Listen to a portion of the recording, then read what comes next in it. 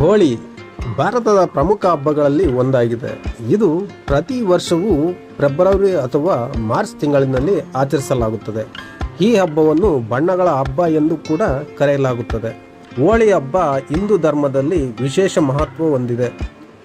ಇದು ಸದ್ಯದ ದುರಾಚಾರಗಳ ಮೇಲೆ ಧರ್ಮದ ಜಯವನ್ನು ಸಂಕೇತಿಸುತ್ತದೆ. ಈ ಹಬ್ಬದ ಹಿಂದೆ ಪ್ರಹ್ಲಾದ ಮತ್ತು ಹೋಲಿಕಾ ಎಂಬ ಪೌರಾಣಿಕ ಕಥೆ ಇದೆ. ಪ್ರಹ್ಲಾದನು ವಿಷ್ಣು ಭಕ್ತನಾಗಿದ್ದರಿಂದ ಅವನನ್ನು ಕೊಲ್ಲಲು ಅವನ ತಂದೆಯಾದ ಹಿರಣ್ಯಕಶಿಪು ತನ್ನ ಸಹೋದರಿ ಹೋಲಿಕಳನ್ನು ಕಳಿಸುತ್ತಾನೆ.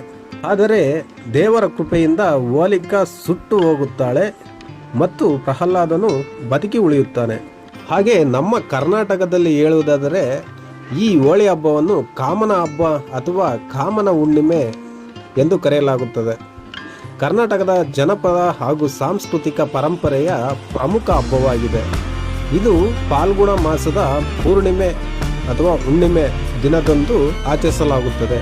ಈ ಹಬ್ಬವನ್ನು ಮದನ ಹಬ್ಬ ಎಂದು ಕರೆಯಲಾಗುತ್ತದೆ. ಇದರ ಪೌರಾಣಿಕ ಹಿನ್ನೆಲೆ.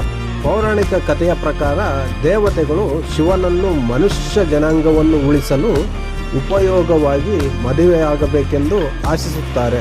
ಆದರೆ ಶಿವನು ಗಾಢ ತಪಸ್ಸಿನಲ್ಲಿ ಮುಳುಗಿದ್ದನು. ದೇವತೆಗಳು ಕಾಮದೇವನನ್ನು ಶಿವನ ತಪಸ್ಸನ್ನು ಭಂಗಪಡಿಸಲು ಕಳಿಸುತ್ತಾರೆ. ಕಾಮಧೇನು ತನ್ನ ಬಾಣವನ್ನು ಹರಿಸಿ ಶಿವನ ತಪಸ್ಸನ್ನು ಭಂಗಗೊಳಿಸುತ್ತಾನೆ.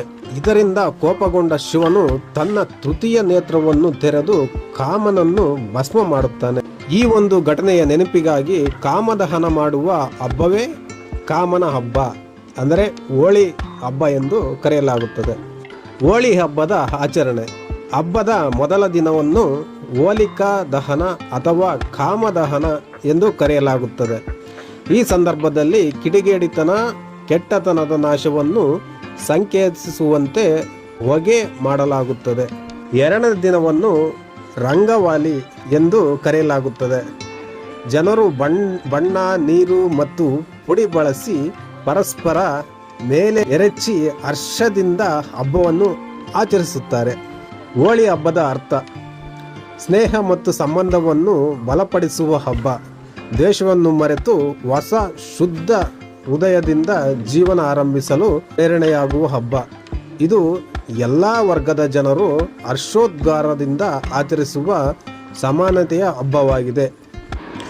ಎಲ್ಲರಿಗೂ ಹ್ಯಾಪಿ ಹೋಳಿ.